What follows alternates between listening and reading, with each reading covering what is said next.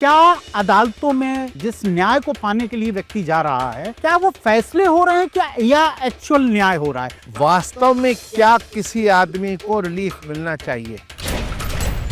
आखिर न्याय की डेफिनेशन क्या है? लेकिन आज देश के खासकर निचली अदालतों का हालत ये है कि तथ्य तो छोड़िए, समय के अनुसार ही उसे न्याय नहीं मिल पा रहा है। न्याय तो हो ही नहीं रहा। कुछ वकीलों ने एक्सपीरियंस गेन कर लिया है और वो बड़े एक्सपर्टाइज हो गए हैं इस बारे में कि कैसे मुकदमे को लटका के डेट ली जाए। ये भी एक तरीका है वकालत का कि कैसे मुकदमे को लटकाया जाए। जिम्मेदार जुडिशरी का वो जज, वकील, वादी, प्रतिवादी किसको मानते हैं? प्राइमा फेसाई पूरा एक कॉकस है, सब जिम्मेदार है इसके लिए। जो कागज बोल रहा है, जो फैक्ट्स बोल रहे हैं, जो लॉ बोल रहा है, उनको वो फैसला करना चाहिए। ये क्या कहेगा हाई कोर्ट, क्या कहेगा सुप्रीम कोर्ट, क्या करेगा कि जज ने पैसा लेके खा के बेल दे दी, इसलिए मैं बेल खारिज कर दूं? बहुत खराब विषय है और चल रहा है ऐसा। हस्बैंड वाइफ का झगड़ा क्या होता है? मैट्रिमोनियल डिस्प्यूट में न्यायालय ने किसी स्पाउस के बेडरूम में झांकना शुरू कर दिया, झगड़े बढ़ गए। मतलब मुकदमा आने के पहले ही कोर्ट अपना माइंड सेटअप हो जाता है कि ये औरत ने मुकदमा किया, बहुत बेचारी है। एक ट्रेंड लगातार देखने में आ रहा है कि सुप्रीम कोर्ट से या हाई कोर्ट से रिटायर हुए जजेस जिस दिन कोई कार्यक्रम होता है, बार या कोई कार्यक्रम, तो वो फिर बड़ी बड़ी बातें करते हैं कि ये बदलाव होना चाहिए था, ये होना चाहिए था, वो होना चाहिए था। आम जनता के विषय में ये है, उनके मन में ये बात है कि एक सीजीआई रैंक का व्यक्ति अब जो खुद भारत का चीफ जस्टिस रहा हो, अब किस बदलाव की और किससे कह रहा है ये बात? कुर्सी पे वो बहुत कुछ भूले होते हैं। With all respect to all the जजेस, जब तक कुर्सी पे होते हैं ये याद नहीं आता कि मैं भी इन्हीं भीड़ में से एक हूँ। लीगल रिपोर्टर के सभी वीडियो को देखने के लिए लीगल रिपोर्टर को सब्सक्राइब करके बेल आइकन बटन जरूर दबाएं।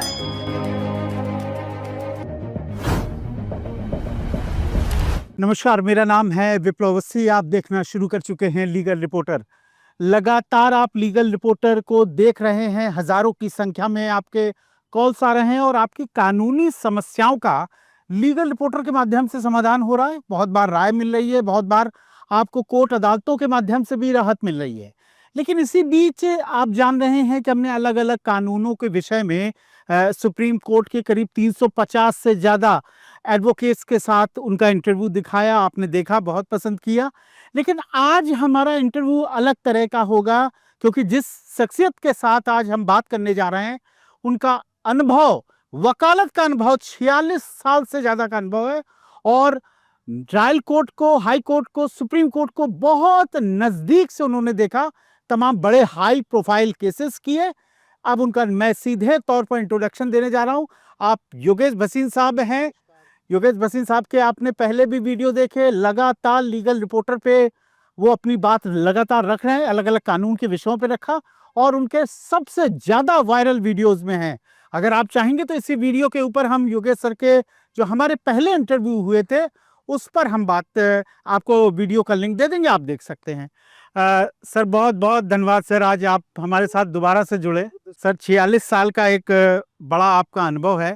तो आज मैं किसी कानून पे नहीं बात करूंगा, मैं आज बात करूंगा आम आदमी जो कानून के साथ इन अदालतों में जो दिक्कतें सहन करता है। जो आम एक क्वेश्चन है जो लोग अपने कमेंट्स में, हजारों की संख्या जो कमेंट्स में लिखते हैं, मैं उन पर प्रश्न बनाए हैं, वो उस पर ही पूछूंगा आपसे। मेरा पहला प्रश्न ये है, क्या अदालतों में जिस न्याय की व्यवस्था, जिस न्याय को पाने के लिए व्यक्ति जा रहा है, क्या वो फैसले हो रहे हैं क्या या एक्चुअल न्याय हो रहा है, जस्टिस हो रहा है?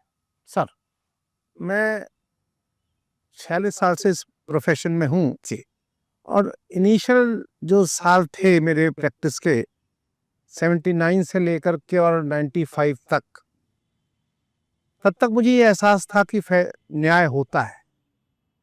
उसके बाद मुझे लगा कि फैसले होते हैं। और आप यूं भी कह सकते हैं कि भाई एक पार्टी के लिए वो न्याय हुआ, दूसरे के लिए फैसला हुआ, लेकिन पूर्ण न्याय किसी को मिलेगा ये कुछ कम होता गया उसके बाद के सालों में। और वर्तमान में तो मैं अब राय देना मैंने शुरू कर दी है कि दो चीज़ों से जीवन में बचे। अगर किसी आदमी को अपना जीवन में शांति और आनंद चाहिए तो लिटिगेशन और लोन, लिटिगेशन और लोन, अगर ये दो चीजें हैं तो आप कभी शांत रह ही नहीं सकते। आपके दिमाग में खलबली मची रहेगी, चाहे देने की, चाहे लेने की, और चाहे मुकदमे की, चाहे मुकदमे के निपटारे की। तो ये दो चीजों से बचें आदमी, तो थोड़ा फर्क आएगा जीवन में। और लिटिगेशन का जो वर्तमान माहौल है, तो आजकल फैसले कर दिए जाते हैं, न्याय हो रहा है कि नहीं हो रहा ये किसी को परवाह नहीं है, न्यायालयों में तो नहीं है खासकर। क्यों? उसके मुख्य कारण है लोअर जुडिशरी पर हायर जुडिशरी का, हायर जुडिशरी से उससे हायर जुडिशरी का इतना प्रेशर है, इतना प्रेशर है कि वो निर्णय ही होते हैं, फिर वो न्याय नहीं हो पाता। आपके 46 ईयर्स के एक्सपीरियंस के मुताबिक आखिर न्याय की डेफिनेशन क्या है? आपके मुताबिक क्या होनी चाहिए? वास्तव में क्या किसी आदमी को रिलीफ मिलना चाहिए? कोई भी लिटिगेंट जाता है न्यायालय में, दो पक्ष हैं, रिलीफ के लिए जाता है, लेकिन वास्तव में वो रिलीफ जो इसका हकदार था वो उसको मिला कि नहीं मिला, यही न्याय है। हम अगर किसी रिलीफ के हकदार हैं जो हमें वास्तव में हमारे तथ्यों पर, हमारे कारणों पर और हमारा जो वाद है, जो प्रतिवाद है, उसके अनुसार मिलना चाहिए, वो है न्याय। हमने आपकी देखी, आपकी देखी और निपटा दिया मुकदमा, वो नहीं होना चाहिए। अब मुकदमे निपटाए जा रहे हैं प्रेशर की वजह से। न तो किसी को इतना पढ़ने का समय है, मैं माफ कीजिए, मेरे प्रोफेशन में भी और ऊपर भी और दूसरी तरफ भी, इधर भी उधर भी, इंस्टीट्यूशन एक ही से आ रहे हैं लोग, आधे इधर आ जाते हैं, कुछ 10% उधर चले जाते हैं, समय किसी के पास नहीं है पढ़ने का। मैं जब सुनता हूँ अब न्यायालयों में, अरे भाई ये सुप्रीम कोर्ट का जजमेंट है, वहीं दिखा दे देना, यहाँ क्यों आप लोअर कोर्ट में क्यों इसको प्रेस कर रहे हैं? इधर बदलाव आया है, नई पीढ़ी कुछ आई है पढ़ी लिखी, जो वास्तव में सुन रही है और समझ रही है, समझने की कोशिश कर रही है। लेकिन न्याय की डेफिनेशन में आपने कहा कि तथ्य, जिस तथ्य फैक्ट को लेकर जो केस व्यक्ति लेके जाता है उस पर मेरिट पे वो फैसला होना चाहिए। लेकिन आज देश के निचली अदालतों, खासकर निचली अदालतों का हालत ये है कि तथ्य तो छोड़िए, समय के अनुसार ही उसे न्याय नहीं मिल पा रहा है। नहीं मिल, एक मुकदमा 15 साल, 20 साल, 30 साल, 40 साल के मुकदमे पेंडिंग पड़े। मैं आपको बताऊं कि जो मीडिएशन की अवधारणा अब ये लाई गई है, हमारे यहाँ बहुत पहले से थी। पंचों का फैसला कहा जाता था कि 5 लोगों ने जो मिलके कह दिया वो फैसला हो गया और मान लिया गया दोनों पक्षों ने। अब मीडिएशन लाया गया है, अब बहुत सोच विचार के बाद मीडिएशन के प्रोविजंस लाए गए हैं, लेकिन क्या मीडिएशन हो रहा है? क्या आदमी उस मीडिएशन को फॉलो कर रहा है? मैंने परसों में पढ़ा, सुप्रीम कोर्ट जजमेंट में लिखा कि मीडिएशन के काउंसिल को मीडिएशन में क्या हुआ ये डिस्क्लोज नहीं करना चाहिए। मैं असहमत हूं इस बात से। मीडिएशन में आदमी जाता है, अपनी सच बात रखे, दोनों पक्ष अपनी सच वास्तविकता को रखें, उसके बाद मीडिएशन वाले सुने और जो निर्णय काउंसलिंग करके उसको करना है। आए, आपने अपनी बात कही, मैंने अपनी बात कही, ये जरूरत तक नहीं उसकी गहराई में जाने की कि ये सच बोल रहा है कि झूठ बोल रहा है, ये सच बोल रहा है कि झूठ बोल रहा है। निगेटिव मीडिएशन रद्द, मीडिएशन रद्द, कोर्ट में जाइए, 6 महीने मीडिएशन किया, 6 साल कोर्ट में गए, फिर हाई कोर्ट गए, फिर वो सारा जीवन इसी उधेड़-बुन में बर्बाद हो जा रहा है, काम किसी का नहीं हो रहा, निर्णय तो हो, न्याय तो हो ही नहीं रहा। तो निर्णय ना होने के क्या प्रमुख कारण आप समझते हैं? जुडिशरी की एक प्रॉब्लम है, प्रतिवादी वादी की एक प्रॉब्लम है, लिटिगेशन इतना बढ़ गया है, या उस इंफ्रास्ट्रक्चर की जरूरत? जो आदमी जानता है कि मैं कमजोर पक्ष हूं, वो निर्णय होने देना नहीं चाहता, ये बहुत बड़ी समस्या है।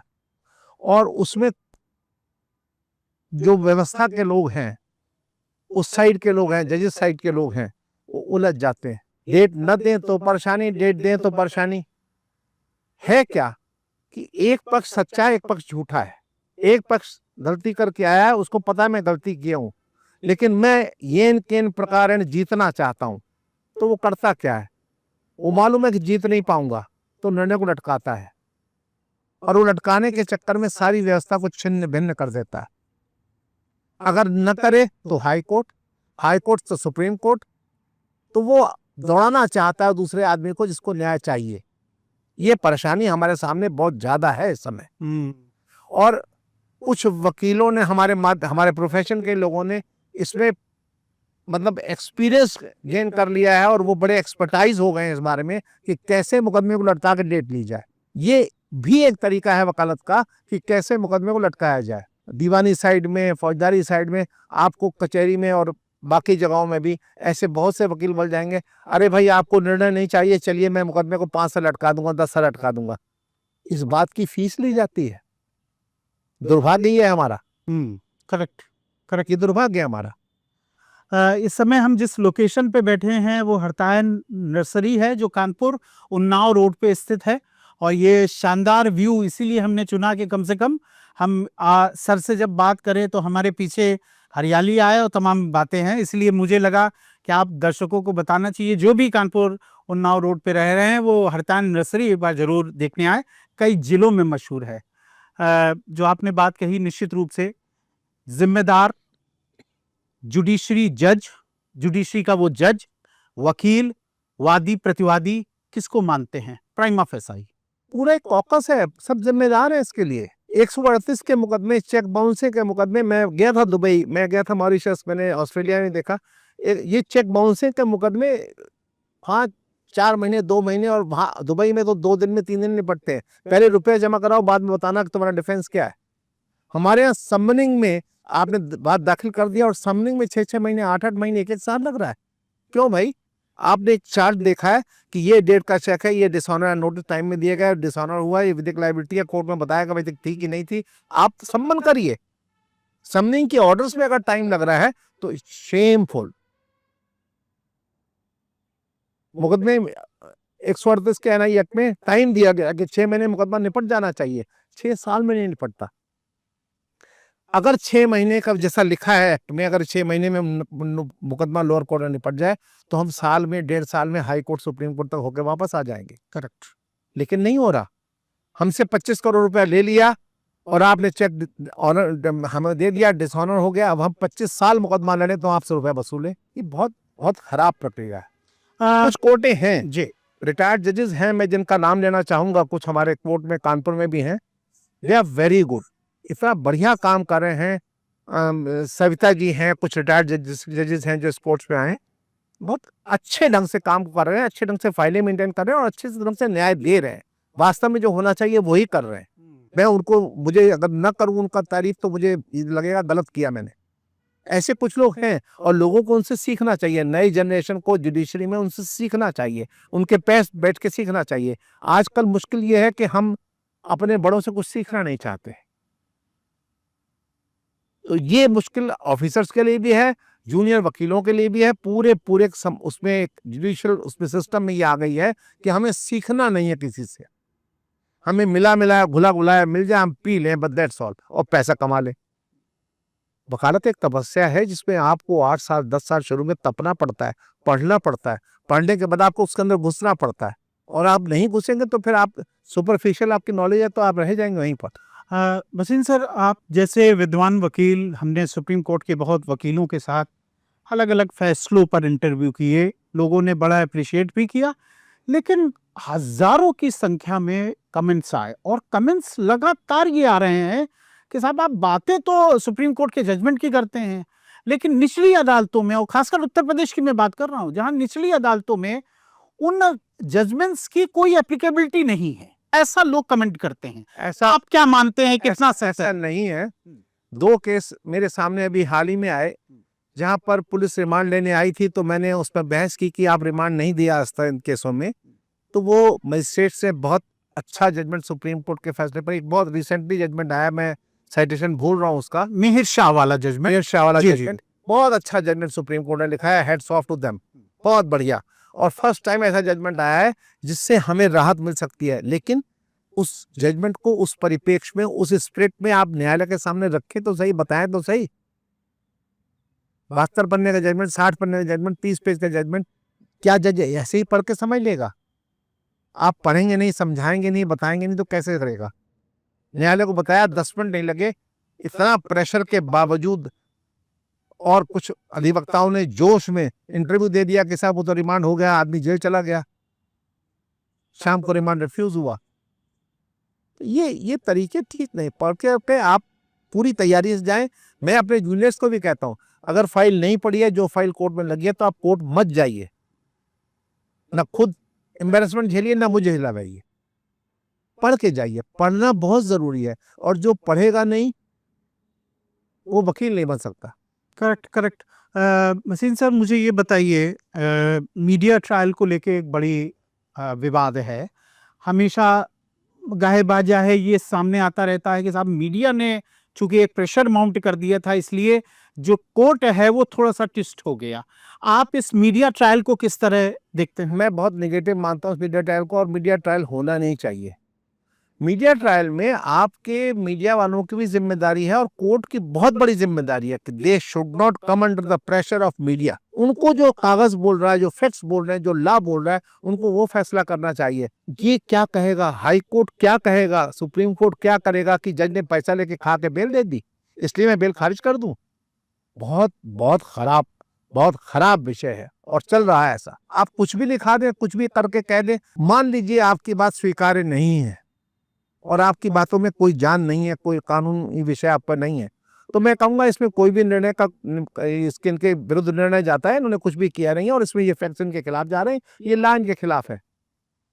अगर हमने अच्छा आर्गुमेंट कर दिया डिफेंस साइड ने, तो उसको काट करने के लिए आप इतना लंबा लिखाएंगे ताकि आप फंसे नहीं। आप ये दिखाएंगे जस्टिफाइड ऑर्डर है। लंबे ऑर्डर जस्टिफाइड नहीं करते आपके ऑर्डर को। लंबे ऑर्डर ये शो करते हैं कि आप कमजोरी है, आप इस बात को समझ के लिखा नहीं पा रहे। एक जज थे रिटायर्ड, मैं नाम उनका स्वर्ग अब तो नहीं रहे, स्वर्गीय लाल कोहली, हमसे कहते थे अगर आप मुझे 1 घंटा ले रहे हैं कन्विंस करने के लिए आपका केस बेल का है, तो इस should outrightly be rejected. If you don't have point to convince me within 2 minutes, says your case is fit for bail. Why you are wasting time of the court? घंटों को बहस होती है, 2 दिन बहस होती है, फिर 40 पन्ने का ऑर्डर आता है। खारिजी का ऑर्डर 40 पन्ने का, अलाउ करने ऑर्डर 40 पन्ने का। आप अपना टाइम भी बर्बाद कर रहे हैं, दूसरे की बर्बाद कर रहे हैं। लंबे फैसले हमेशा जो बहुत लंबे लिखे जाते हैं, मुझे लगता है वो बहुत कमजोर फैसले होते हैं। लंबी बहसें बहुत कमजोर बहसें होती हैं। जब आप नहीं जानते तो जब उधर आप भूस में सीख मारते रहते हैं, ढूंढते रहते हैं कहीं कुछ मिल जाए और ये कह दूं, तो ये गलत है, ये बहुत गलत है।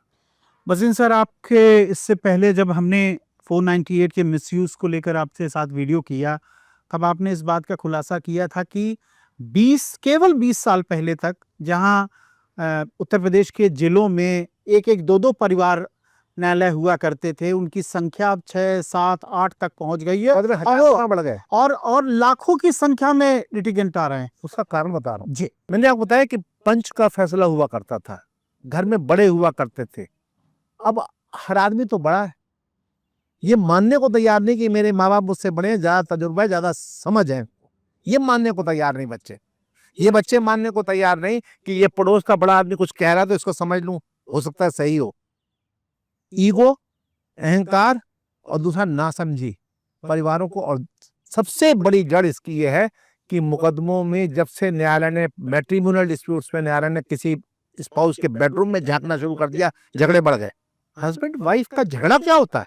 आपसी अहंकार का टकराव, सूझबूझ की कमी, एक दूसरे के बात ना मानने का झगड़ा होता है, और कोई झगड़ा नहीं होता। एक्सेप्शंस को छोड़ दीजिए, पति इंपॉर्टेंट है, वाइफ खराब है, उसके रिलेशन और जगह है वो खराब, वो तो छोड़ दीजिए। खैर वो तो अब बातें खत्म हो गई, रिलेशन कई जगह है और आदमी के रिलेशन कई जगह, ये तो बातें खत्म हो गई। अब ये अपराध नहीं रहा, ये तो एक प्लेजर का रह गया कि भाई ये कहीं भी जा रहा, वो कहीं भी जा रहा। तो मैं अपने दर्शकों को बता दूं, जो वसीम सर बात कह रहे हैं वो एडल्ट्री लॉ के बारे में कह रहे हैं। जैसे सुप्रीम कोर्ट ने उस कानून को, आईपीसी के अंतर्गत एडल्ट्री एक अपराध था, उसको सुप्रीम कोर्ट ने स्ट्रक डाउन कर दिया। लेकिन एडल्ट्री का यूज आप डिवोर्स प्रोसीडिंग में कर सकते हैं। इसलिए सर जो कोट अनकोट कर रहे हैं वो एडल्ट्री के लिए कर रहे हैं। सर तो मेरा कहना यह है कि जब से ये कानून ने बेडरूम में झांकना शुरू कर दिया, आपके डिस्प्यूट्स में, हस्बैंड वाइफ के डिस्प्यूट्स पारिवारिक डिस्प्यूट्स थे, इसको फैमिली डिस्प्यूट ही तो कहा जाता है, ये क्रिमिनल केसेस तो नहीं है। हमारे अब साहब आते हैं, लड़की आई परेशान, लड़की आई, अरे 4 केस करो हस्बैंड पर, लड़का आया 3 केस वाइफ पे करो, ये सब क्या है? फैमिली डिस्प्यूट्स को फैमिली डिस्प्यूट की तरह देखना चाहिए और वैसे ही सुलझाने का प्रयास करना चाहिए, चाहे वो लॉयर हो, चाहे वो मीडिएशन सेंटर के लोग हो, और चाहे वो जुडिशरी हो। किसी के पास इतना टाइम नहीं है। अरे हम आपकी समस्या समझेंगे, आपकी परेशानी, वैसे तो बेस्ट ये है कि हस्बैंड वाइफ बैठ के आपस में तय कर ले, खुशी खुशी साथ नहीं रखते, खुशी खुशी अलग हो जाए। उनसे अच्छा रिलीफ एक दूसरे को कोई नहीं दे सकता।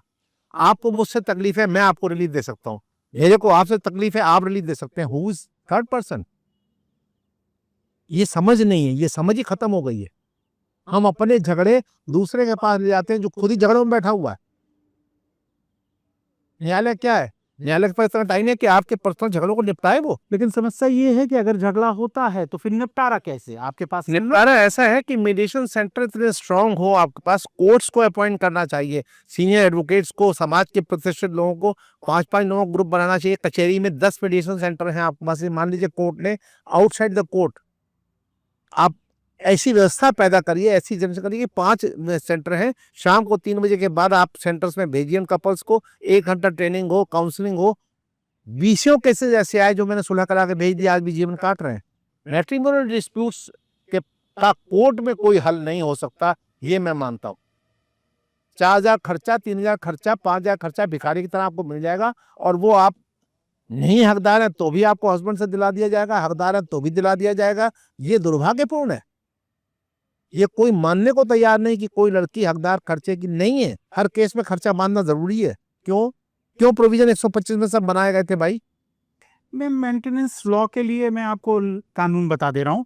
मेंटेनेंस 125 के तहत, मेंटेनेंस हिंदू मैरिज एक्ट के तहत, मेंटेनेंस स्पेशल मैरिज एक्ट के तहत, maintenance Hindu adoption and maintenance act के तहत, तो मतलब डोमेस्टिक वायलेंस डीवी एक्ट, तो ये 5 एक्ट में आपने मेंटेनेंस का प्रावधान रखा। लेकिन अब वो एक केस ला से ये कर दिया कि जो एक जगह होगा वो एडजस्ट हो, एकोमोडेट हो जाएगा। लेकिन ये गलत है, ये तरीका ही गलत है, ये तरीका ही गलत है। अगर आप मेंटेनेंस 125 में मांग चुके हैं तो क्यों आप मेंटेनेंस दूसरे केसों में मांग रहे हैं? ये तरीका ही गलत है। कोर्ट को ये पूछना चाहिए कि आपका मेंटेनेंस बंद गया तो ये रिलीफ आपको इसको एक्ट में नहीं है, आप ये रिलीफ इस एक्ट में नहीं है, आधा मुकदमा तो खत्म हो गया वहां पर आपका। ये कौन करा रहा है? ये कौन देख रहा है इस बात को? भाई आपका मेंटेनेंस एक जगह हो गया, हमारी तनख्वाह देख के हो गया।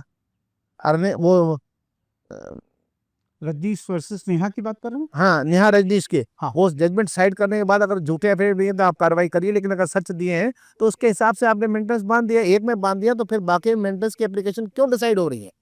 क्यों नहीं ऑपरेटेड रिजेक्ट हो रही है? क्यों नहीं टाइम सेव किया जा रहा? जवाब मांगा जाता है, रिटर्न दूसरी फाइल करो, तीसरी फाइल करो, तो सालों साल वो इंटरम मेंटेनेंस पे ही चल रहे हैं मुकदमे।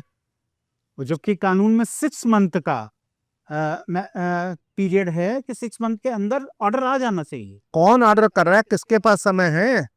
कौन ये सोच रहा है इस बात के लिए? 24 साल का लड़का, 28 साल की 24 साल का लड़का और 22 साल की लड़की, 24 साल की लड़की और 28 साल का लड़का 10-10 साल न्यायालयों में चप्पल तोड़ते रहते हैं और न्याय नहीं मिलता। एक दूसरे पे एलिगेशन लगाते हैं, कटुता बढ़ती रहती है। जब तक आप न्यायालय में रहेंगे, आप दोनों के बीच आप क्या कर रहे हैं?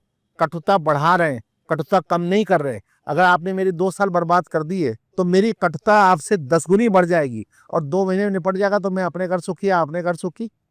एक्सपीडिशियस डिस्पोजल के लिए आपको इसलिए भी एम्फेसिस करना चाहिए कि जल्दी से जल्दी मैट्रिमोनियल डिस्प्यूट है, दोनों घर जाए, अपने अलग हो।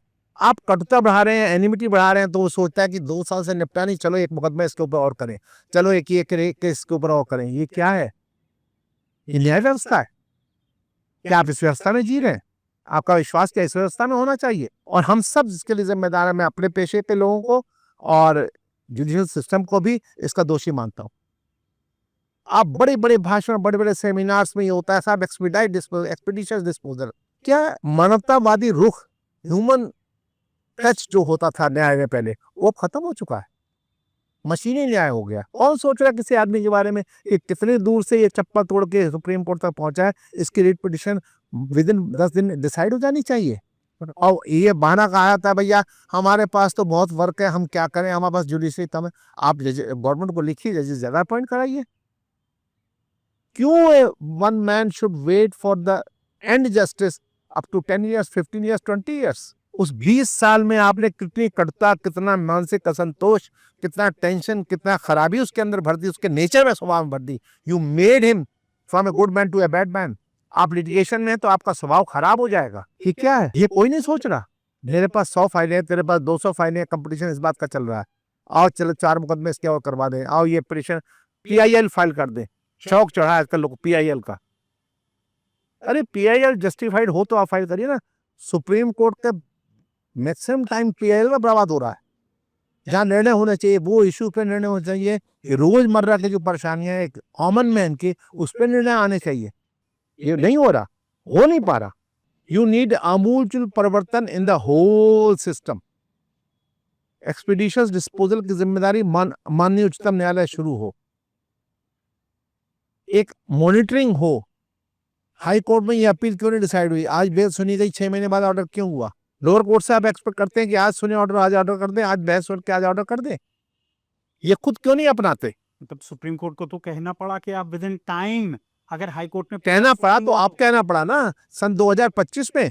क्या ये पहले से नहीं हो रहा था? कोई एक आदमी नहीं करेगा, ये सबका सामूहिक प्रयास, माननीय उच्चतम न्यायालय के जजों का, न्यायाधीशों का, हाई कोर्ट के न्यायाधीशों का, लोअर जुडिशरी का, और लोअर जुडिशरी में डिस्ट्रिक्ट जज के बाद मैजिस्ट्रेट्स का, सीएम का, सीजेएम का। इनकी जिम्मेदारी बनती है कि इसको जल्दी से जल्दी निपटारा करें।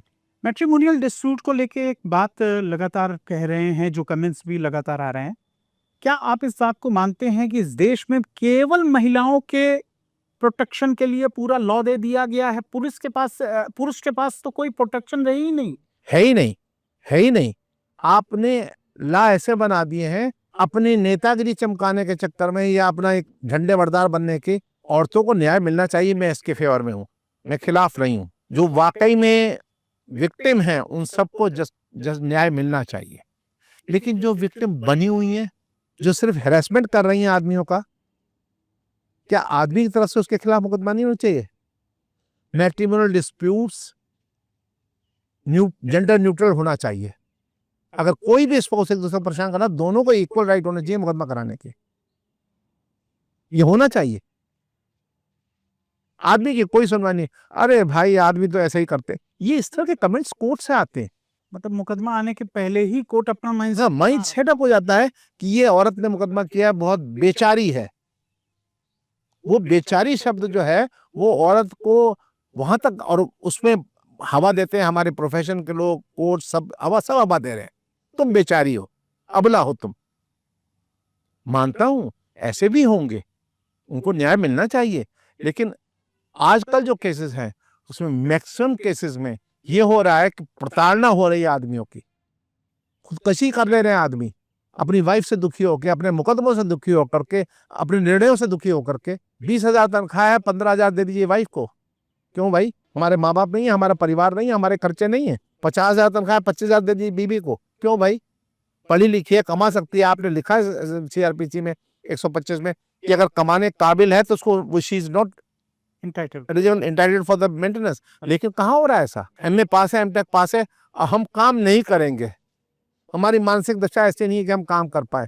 भाई ये नहीं कर पाओ, ये तुम्हारी परेशानी है, नॉट ऑफ द हस्बैंड। ये आपकी परेशानी है। आप काम करना नहीं चाह रही हो, कर सकती हो, कैपेबल हो, नहीं करना चाह रही हो, इसके लिए ला नहीं है। क्या कुछ उदाहरण से अगर हमारे दर्शकों को समझा पाए जो बात आप कह रहे हैं, कि अगर कोई एक दो उदाहरण अगर आप लें? ऐसे बहुत से केसेस आज भी पेंडिंग है हमारे सामने, मेरे पास ही पेंडिंग है जी, जो औरत विक्टिम बनी हुई है, जबकि वो विक्टिमाइज कर रही है उस आदमी को जो कि बिल्कुल, मतलब बिल्कुल बेगुनाह है। और मुश्किल ये है कि सच ना औरत के मुंह पे आ रहा, ना आदमी के मुंह पे आ रहा है। औरत के रिलेशन कई जगह हैं, दूसरी जगह हैं। 10 साल की शादी वाले, 15 साल की शादी वाले, 16 साल की शादी वाले बच्चे, 12-13 साल के, आप डाइवोर्स सीख कर रहे हैं। 16 साल में आपको दिखाई नहीं पड़ी आदमी कमी, आपने बच्चे पैदा कर लिए, आपने बढ़ा लिए, पढ़ा लिए, लिखा लिया, और अब आपको डाइवोर्स चाहिए। Outrightly this should be dismissed, this cases should be dismissed. क्यों डाइवोर्स चाह रहे हैं आप? दूसरी शादी करना चाहते हैं उस उम्र में। और आदमी भी यही कर रहे हैं, कुछ आदमी भी ऐसे ही हैं। मैं ये नहीं कहता खाली औरतें, आदमी भी ऐसे हैं। और ये बहुत बहुत खराब है। हमारा समाज बिल्कुल कहाँ जा रहा है हम समझ नहीं पा रहे। आपकी संवेदनाएं मर चुकी हैं, आदमी की औरत के प्रति, औरत की उनके प्रति। बच्चे मेड पाल रही हैं, नौकर पाल रहे हैं, बच्चों को संस्कार नहीं मिल रहे हैं, बच्चे आके वही सीख रहे हैं जो हमारे माँ बाप देख कर रहे हैं। तो ये परिस्थितियां बदलनी चाहिए, ये बहुत जरूरी है बदलना। न्याय का इस्तेमाल न्याय करने के लिए हो, कानून का इस्तेमाल न्याय करने के लिए हो, ये तो मैं बताऊं। किसी को परेशान करने के लिए, हैरेस करने के लिए कानून का प्रयोग ना हो, और ऐसा प्रयोग करने वाले को कड़ी से कड़ी सजा मिले। प्राविधान ऐसा हो कि जो आदमी कानून का दुरुपयोग करके किसी को परेशान कर रहा है, अपराधी बना रहा है, उसके खिलाफ कड़ी कार्रवाई हो।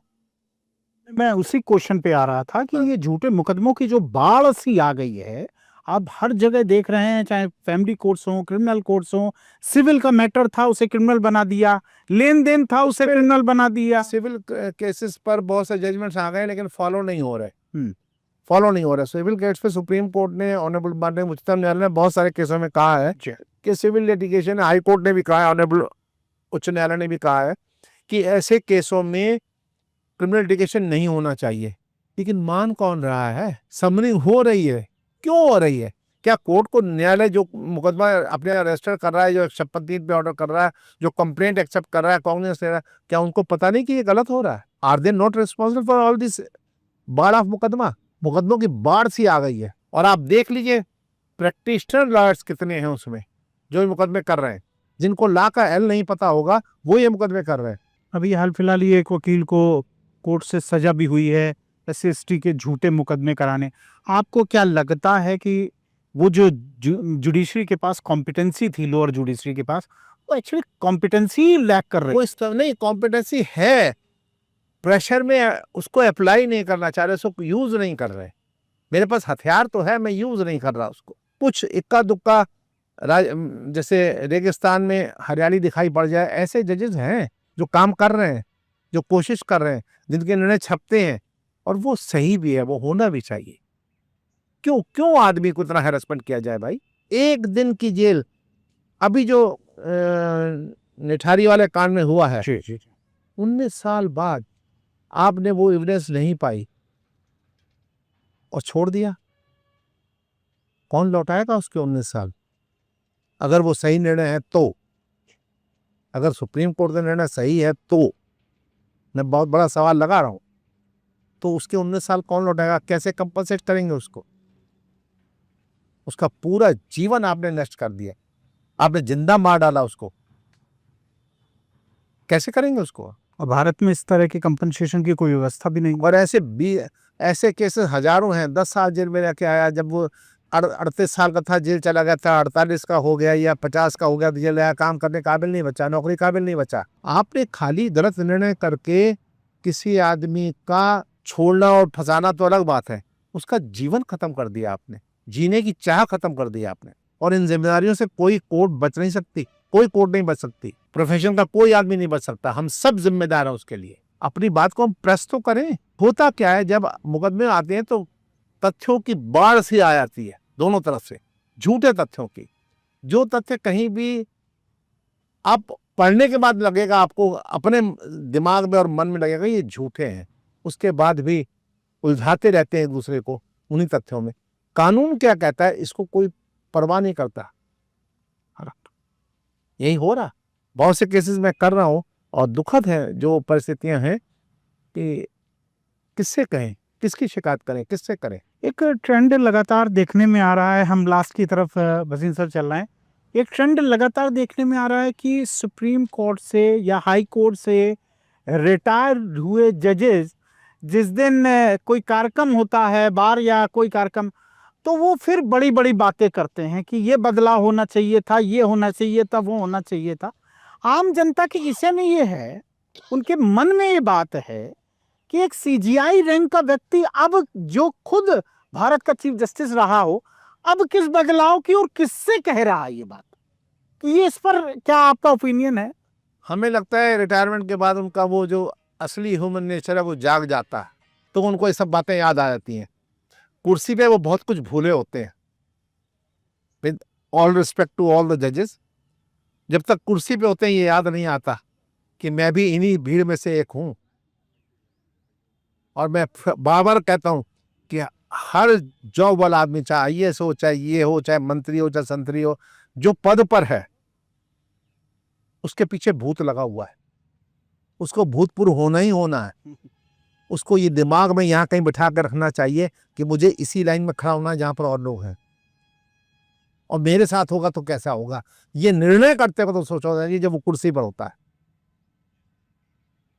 उसको मुलजिम के जूते में, उसको वादी के जूते में, उसको प्लेंटिफ के जूते में, उसको डिफेंडर के जूते में पैर डाल के देखना चाहिए कि मेरे पैर में जूता कहाँ कट रहा। एक बार के लिए सोचना चाहिए कि मैं अगर इसकी जगह हूं तो क्या मुझे चाहिए।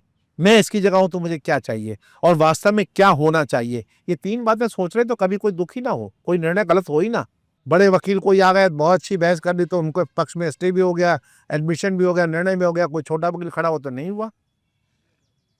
और बाद में कहता है अरे तुमने उनको कर लिया होता तो ऑर्डर मिल गया होता। रोज सुनता हूँ, रोज उनको वकील कर लिया होता तो उस बेंच से ये ऑर्डर मिल जाता, उनको वकील कर लिया था तो सुप्रीम कोर्ट से ये ऑर्डर मिल जाता। और देखा भी है वास्तविकता में 12 बजे तक कोर्ट खुल सकती है रात में। क्यों? क्या हर आदमी के लिए आप रात में कोर्ट खोल सकते हैं? अगर नहीं खोल सकते तो फिर उसके लिए कोर्ट क्यों खोल सकती है? करेक्ट। कॉमन आदमी के लिए, कॉमन गरीब किसान के लिए, मजदूर के लिए अगर मेरे लिए कोर्ट नहीं खुल सकती रात को 12 बजे तो फिर किसी के लिए नहीं खुल सकती। नियम तो सबके लिए एक से है ना। आप तो कहते हैं कानून सबके लिए बराबर है, इक्वेलिटी बिफोर द लॉ, तो कहां रह गई वो इक्वेलिटी? मैं अपने इस 40 साल के भारत में आज जहां खड़ा हूं, परिस्थितियां बहुत विषम है, मुकदमे लड़ने में परेशानी है, अपनी बात कहने में संकोच 20 बार होता है। कोर्ट को ये बात कही जाए ना कही जाए, कहीं ईगो ना हर्ट हो जाए, कहीं बुरा ना मान जाए, और बुरा मान करके फिर अगले जो 4 केस होते हैं उनमें खिलाफ ऑर्डर आना शुरू होते हैं। क्लाइंट कहता है तो वकील बहुत है गधा है, इस कोर्ट में खड़ा होता है और खिलाफ ऑर्डर ले आता है। क्या करे? जिस माहौल में काम कर रहे हैं वो बहुत बहुत दुखद है। मोर एंड लेस जो आपने दिक्कतें बताई, आखिर उनमें क्या परिवर्तन हो सकता है? बेहतर व्यवस्था, चूंकि आपका लंबा अनुभव हो गया, परिवर्तन ये हो सकता है कि घर से होगा परिवर्तन। हम अपने को संयमित कर लें, अपने को सीधा कर लें, अपने को सही कर लें और पढ़ के जाएं। न्यायालय में बिना पढ़े न जाए, पढ़ के जाएं और अपनी कोशिश करें, बात लिख के दें। कोर्ट अगर जबानी नहीं सुनते लिख के दें, अपनी बात लिख करके कोर्ट तक पहुंचे, ताकि ये बात ऊपर तक पहुंचे, कानून तक पहुंचे कि नहीं ये बात कही गई थी और ये नहीं मानी गई। अब ऐसा कुछ नहीं हो रहा, टाइम ही नहीं है, ना खाता ना भाई हिसाब किताब सही किसी के पास। गलत है ये। आप पूछिए, हमारे जूनियर्स बैठे होंगे, हमारे आपके परिचित में होंगे, उनसे पूछिएगा कि रोज शाम को बैठ करके केस ला उनको व्हाट्सएप करता हूँ कि सुबह पढ़ के हाईलाइट करके लेके आना चैम्बर में। करेक्ट। ये नई बात आई है, ये नई बात आई है, ये नया ला आया है। नहीं पढ़ोगे कोर्ट को क्या बताओगे? और कोर्ट के पास इतना टाइम नहीं कि रोज वो लाइव ला बैठ के देखें या सुप्रीम कोर्ट जजमेंट रोज देखें। संभव ही नहीं है उनके लिए। संभव नहीं उनके लिए। मैं उनका दोष नहीं दे रहा, उनको संभव नहीं। 100 200 मुकदमे उन्हें दिन में 300 मुकदमे डायरी में लगे हैं। आप बताइए क्या न्याय करेगा वो आदमी? वो तारीख ही देगा। एंडलेस लड़ाई, एंडलेस लड़ाई। तो मैं किसी का दोष नहीं दे रहा हूं, पूरी व्यवस्था का आवा खराब हो चुका है, इसको सुधारना होगा। और हमको सुधार अपने घर से शुरू होगा, अपने से शुरू करना होगा। हर व्यक्ति को, हर जो इस प्रोफेशन से जुड़ा है, चाहे वो स्टूडेंट है वकील का, वकील वकालत में पढ़ाई कर रहा है, चाहे वकालत में आ चुका है, चाहे वो जज हो, चाहे वो स्टाफ हो, क्लरिकल स्टाफ हो, चाहे वो जुडिशियल रजिस्ट्रार ऑफिस हो, चाहे जजेस हो, और चाहे ऊपर कोर्ट के जजेस हो, और रजिस्ट्री से लेकर के और पूछे नीचे तक, सबको अपना अपना कर्तव्य बोध हो कराना ही होगा हर आदमी को। करेक्ट। एक दिन जाकर के चीफ जस्टिस रजिस्ट्री ऑफिस में, रजिस्ट्री में देख रहे क्या हो रहा है। एक दिन डिस्ट्रिक्ट जज जाकर के सुबह 10:30 बजे कोर्टों में घूमा है, कौन जज कितने बजे बैठ रहा। सीसीटीवी लगाने से क्या हो जाएगा? 11 बजे, 12 बजे, 1 बजे कोर्ट बैठ रही है, चैम्बर में ही सब सुनवाई हो जा रही है। पहले कोर्ट, ओपन कोर्ट की सुनवाई का प्रावधान है और इसलिए था कि जो बैठा होगा वो साथ में कोई वकील खड़े वो भी उनको समझ पाएंगे, सीख पाएंगे। उस सिस्टम में खत्म होता जा रहा है। करेक्ट। तो मैं क्षमा के साथ आपके सामने बात रख रहा हूं कि सुधार हमें अपने स्वयं में करना होगा और हर व्यक्ति को करना होगा, और हर व्यक्ति की जिम्मेदारी है इस सिस्टम को सुधारने की। और जहां तक मैट्रिमोनियल डिस्प्यूट्स का सवाल है, कोई सिस्टम हमें जरूर ऐसा मीडिएशन करना होगा कि जहां पर तजुर्बेकार लोग, बड़े लोग बैठें और पति पत्नी को समझाएं कि झगड़े की जरूरत नहीं है, आप लोग अलग हो जाइए, और वो लिख करके दे दे, कोर्ट से डिक्री हो जाए, अलग हो जाए। जिसने जो मुआवजा तय करना है मीडिएशन तय हो जाए। सालों मीडिएशन में मुआवजा तय करने में और ये मेंटेनेंस तय करने में, एलिमनी तय करने में सालों साल बर्बाद हो रहे हैं। जो कंस्ट्रक्टिव में वो कमा सकता है, कोई काम कर सकता है, देश के लिए कंट्रीब्यूट कर सकता है, वो सब टाइम न्यायालय में बर्बाद हो रहा है। करेक्ट। ये खत्म होना चाहिए। एक बसीन सर, अब बिल्कुल लास्ट एक मैं आपसे प्रश्न लेना चाह रहा हूँ। बसीन सर, अब नए जो यूथ है जो लॉ में आके प्रैक्टिस करने का मन बना रही है, वो बड़ी उपेक्षा का शिकार है। लगातार गिरावट इस प्रोफेशन में, क्लाइंट्स का ना मिलना, फीस का ना मिलना और वगैरह वगैरह बहुत सी है। आपका क्या अपना अनुभव क्या कहता है कि ये व्यवस्था अब हुई है या पहले से थी? नहीं, शुरू में भी परेशानी थी, मैंने भी बहुत परेशानियों में अभावों में जिया हूँ, लेकिन अभाव में जीने की आदत थी। तो वो जी करके मैं मेहनत करके पढ़ के लग गया कि बिना पढ़े मेरा गुजारा नहीं, ये मुझे फर्स्ट डे से मालूम था। बिना पढ़ाई के, बिना मेहनत के मुझे कुछ नहीं मिलने वाला, ये मालूम था। और ये हर व्यक्ति को, आने वाले कचहरी आने वाले व्यक्ति को, कोर्ट में आने वाले व्यक्ति को, चाहे हाई कोर्ट हो चाहे सुप्रीम कोर्ट हो, ये समझना पड़ेगा कि बिना मेहनत के, बिना पढ़े और बिना अपने बड़ों का अनुभव लिए आप कुछ नहीं कर सकते। पढ़ाई, और इस सबसे ज़्यादा भी उन एक्सपीरियंस लोगों का, उन बड़े वकीलों का, उन्हें श्रेष्ठ वकीलों का जो वाकई संतुलित एडवोकेट्स हैं सुप्रीम कोर्ट में, हाई कोर्ट में या जिला कचहरी में, उनसे कुछ सीखना पड़ेगा, जाके पास बैठना पड़ेगा। मुझे याद है पहले ऑफिसर्स की ट्रेनिंग होती थी तो वो लोग आके बैठते थे सीनियर जजेस के पास। अब तो वो सीनियर्स को जाकर कहते हैं कि आपने फैसला गलत कर दिया। बसीन सर, बहुत बहुत शुक्रिया, बहुत बहुत धन्यवाद। आपने thank you for coming to this place, taking pains. Thank you very much sir. नमस्कार।